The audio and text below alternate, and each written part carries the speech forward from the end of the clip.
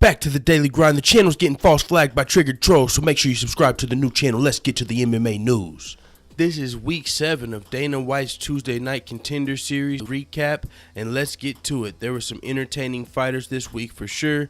2 people got the contract, if that lets you know anything. You know, some weeks only 1 fighter gets the contract, but there were 4 possible people who could have got the contract tonight, and 1 fight that you knew it definitely was not going to get the contract, and that actually happened to be the main event. The show started off, man, it started off hot. The first 3 fights, I was like, man, there's already 3 people who could get the contract. Then the 4th fight also showed up as well. So this was a great episode, some great fights. Refreshing to see some MMA as we wait on Conor McGregor versus Floyd Mayweather, which happens this week. Gonna be fucking intense, but for now, let's get to the recap. The first fight, we had Jordan Espinosa versus Nick Urso, a flyweight fight. Jordan Espinosa had 6 first-round finishes, and he was undefeated at 125 pounds. These guys were from the same town. They had some real beef. They had a fight before, and Jordan Espinosa won the first fight, but it was controversial. This fight, he definitely came through and won again. Wasn't controversial at all. Urso did land a front kick. This fight ended in the first round. Urso landed a front kick that turned Espinosa to the side, but Jordan Espinosa definitely recovered. And he made Nick Urso eat a big knee, and then after that he followed him to the ground, put him to sleep with an anaconda choke. So it was a great submission win, great fight, and I was like, man, he might get the contract. It was a good fight though. Next fight was at featherweight, little bully Mike Santiago versus Mike Jericho. Mike Jericho. It sounded like Jericho. I thought this guy was going to get the contract. Spoiler alert, he didn't, but man, this was a great fight. Mike Santiago was coming in there trying to take Mike Jericho's head off. He was throwing this fucking uppercut at an angle, man, and it just looked like if it connected at any point, the fight would have been over. It was an entertaining fight. Both Mike Santiago and Mike Jericho looked like they wanted the contract, but Mike Santiago, he was definitely putting more of the pressure on. He was trying to take Mike Jericho's head off, as I said, with that diagonal uppercut the entire fight. If it would have landed, it could have probably decapitated Mike Jericho, I was thinking, even though, you know, it's a little over-exaggeration, but I was just waiting on it to land. Whenever he ended up winning the fight, Mike Santiago ended up winning the fight. Uriah Faber thought the diagonal uppercut landed, but it turned out he just landed a couple big shots to the body and to the head. It was more like a brutality than just the uppercut landing. So he ended up getting the first round finish via brutality near the end of the first round. Now he's on an 11-fight win streak. Little bully Mike Santiago. He was riding a 10-fight winning streak with 14 first-round KOs. This was another first-round KO. He's on an 11-fight win streak.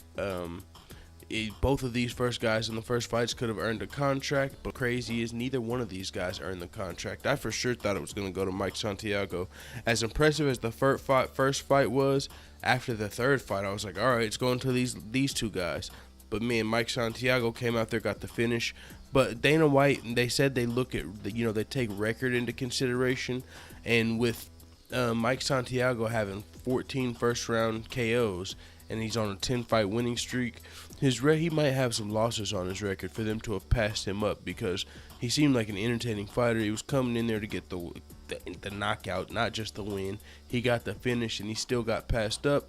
But, I mean, there's a lot of factors that go into why people get the contracts. He definitely could have got it if these other people didn't perform as well as they did. So, next fight was at 125 pounds, another flyweight fight. This was Joby Sanchez returning to Dana White's Tuesday Night Contender Series. He was on week 1, didn't get the contract. 2 contracts went out in week 1, but Sanchez didn't get it. He returned. This is the second guy we've seen return. The last guy who returned got another first-round finish and got the contract.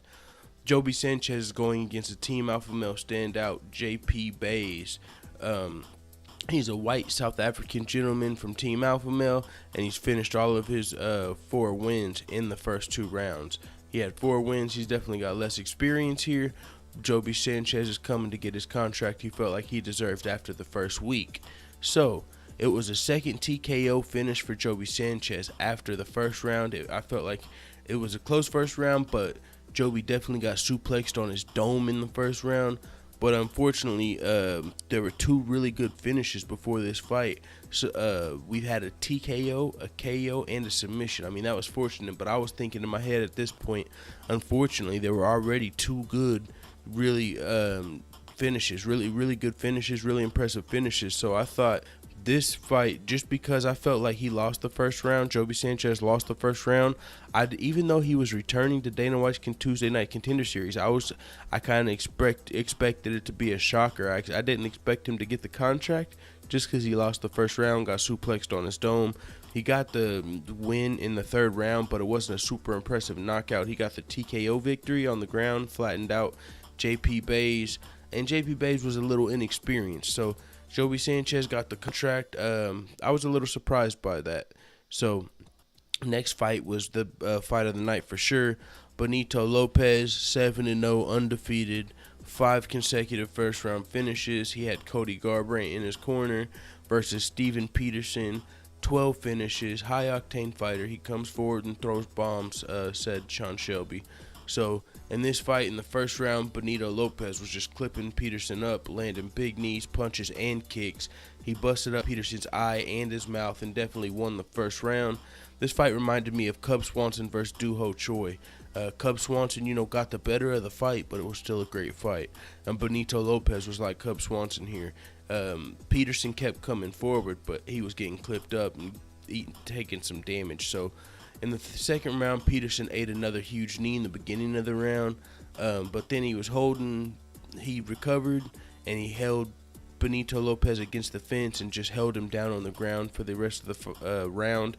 So you could have gave him that round, but at the same time, he wasn't able to do any damage. He didn't have any real submissions locked in. So I mean, just from he dropped Peterson in the first round, so that round could have went either way, and Peterson, was more trying to survive than actually doing damage that round. So Benito Lopez, he knew he had to keep it off the ground in the third round. He came out. It was a great round. It was all heart. It wasn't any more grappling. It was stand up. Benito Lopez came out, clipped up Peterson just a little more, like in the Cub Swanson Doo Ho Choi fight. It was still an entertaining fight in the third round. He was still winning, still clipping him up. It went to a split decision for Peterson, but Benito Lopez won the fight via split decision. Definitely was fight of the night. And Benito Lopez, spoiler alert, actually ended up getting the second contract of the night.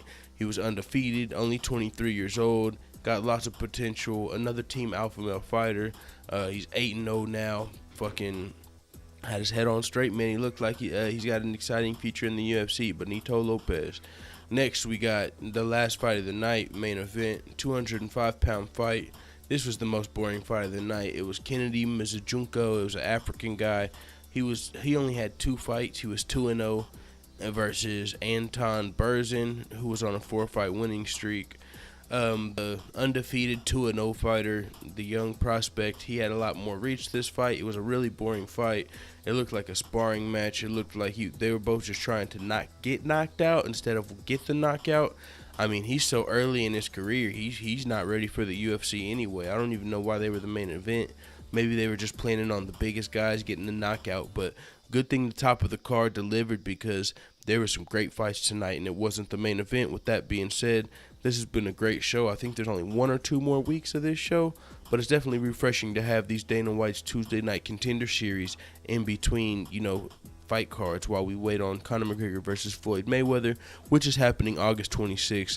Gonna be a great fight. With that being said, it is what it is. This was week 7 of Dana White's Tuesday Night Contender Series recap. Let the haters know what the fuck you time at in the comments, dude.